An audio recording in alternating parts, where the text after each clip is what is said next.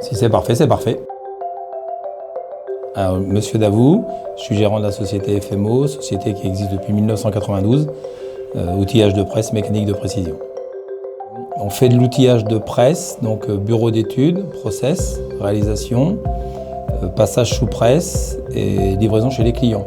Et depuis une dizaine d'années, on s'est diversifié vers l'usinage de précision, donc petite, moyenne, grande série et usinage au plan, unitaire. Chez FMO, on travaille principalement pour le secteur automobile. On a des comptes constructeurs, donc Renault, PSA, les équipementiers, Forvia. Et depuis l'arrivée de la machine 5 axes avec le robot, on s'est diversifié vers le nucléaire.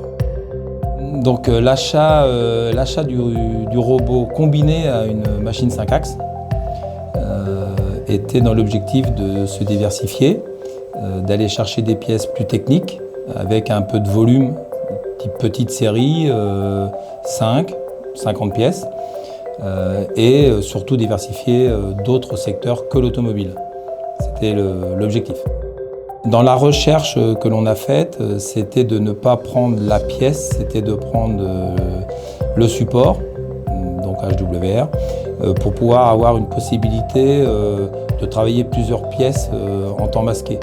Donc on a une possibilité aujourd'hui de mettre 5 pièces, mais 5 pièces différentes en une fois. Donc ce qui nous ouvre un panel de réduction de délai très très important.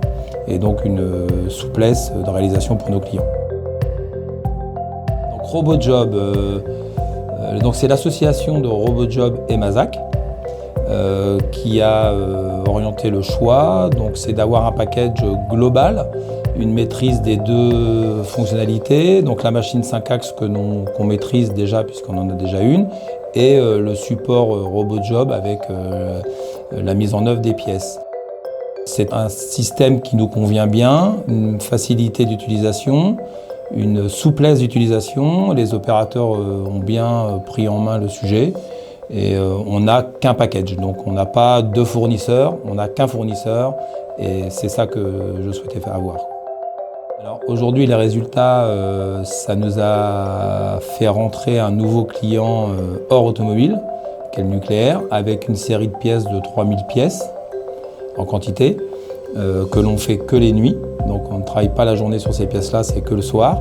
Et donc ça nous a ouvert cette porte-là. Et à partir d'aujourd'hui, on est dans une démarche commerciale, maintenant qu'on maîtrise bien le sujet, donc pour aller chercher d'autres programmes, d'autres projets, alors toujours en moyenne petite série.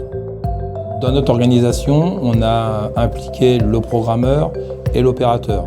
On avait 2 personnes. Qui ont pris le sujet en main. On a été très très bien accompagnés par RoboJob puisqu'on les a eus plusieurs fois dans nos ateliers, ils nous ont aidés aussi quand on avait des problèmes techniques. On n'en a pratiquement pas eu. Donc non, une prise en main assez simple. Effectivement, c'est une étape un peu compliquée puisque c'est le premier robot que l'on rentre dans la société. Moi, je souhaitais avoir quelque chose de malléable. Donc quelque chose de simple, malléable, qui peut nous permettre de passer des pièces diverses, du rond, du carré. Et après, ça a été une démarche technique, puisque beaucoup de fournisseurs de robots proposent plutôt la prise de pièces et non pas la prise du support. C'est ce qui a été vraiment ce qui a été assez long à développer, mais avec RoboJob, on a réussi à faire ce système-là. Et aujourd'hui, je ne regrette pas du tout, c'est ce qui est fonctionnel et c'est ce qui fait notre valeur par rapport à nos clients aujourd'hui. La souplesse. Alors aujourd'hui, oui, effectivement, ça a apporté à l'entreprise donc un élan un peu particulier puisque c'est dans des entreprises comme les nôtres, on est 22 salariés. Donc de rentrer un process un peu innovateur, pour nous c'est une innovation. Effectivement, les opérateurs s'y retrouvent bien. Nos clients sont, je pense, à l'écoute, puisqu'on est quand même un produit assez à la pointe, et ce qui nous permet vraiment d'avoir d'autres recherches de pièces au plan, de pièces unitaires, de pièces petite série, et aller dans des domaines qui sont autres, l'agricole, le ferroviaire. Aujourd'hui, on a cette plage d'ouverture que l'on va travailler à titre commercial. Oui.